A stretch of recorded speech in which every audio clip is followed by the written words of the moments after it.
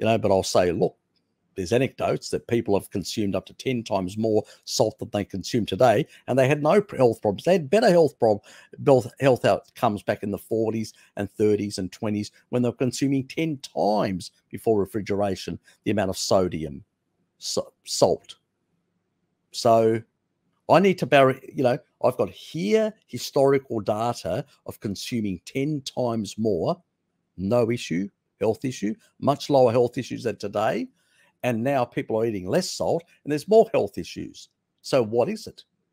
I'm not saying salt is going to save you or prevent you from getting sick, but I see it as, an electrolyte that is needed by the body at a certain amount, but it's, within the normal physiological ranges, it does its job.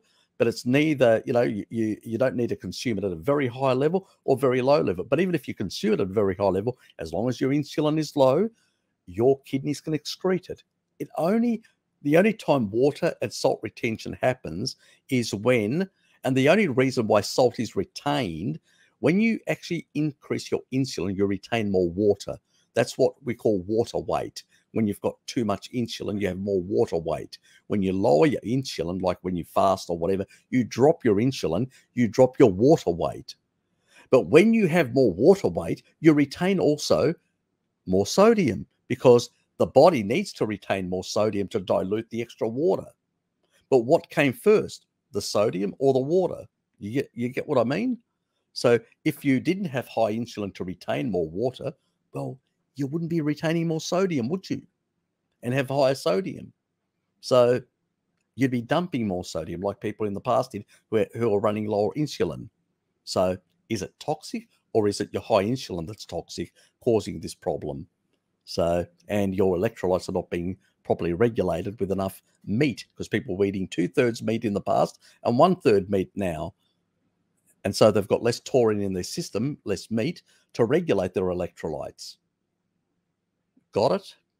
That's the problem, not the sodium, but the not sufficient, being meat deficient, not having enough taurine to regulate their electrolytes and dump excess sodium if the body doesn't need it. That's where the problem lies, Jin. See, these people talking in reductionist terms. That's what we call reductionism.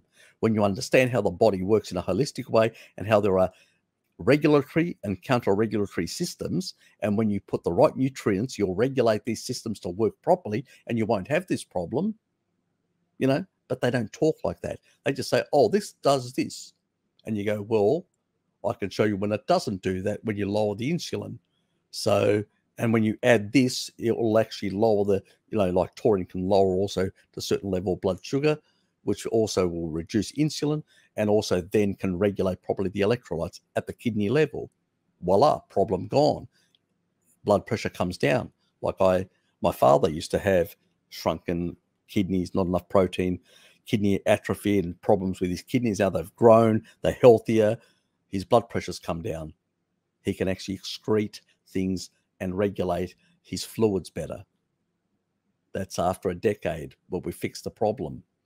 So, the crackpots just wanted to give him basically antidiuretics and blood pressure meds. Got it? So rather than fixing the problem.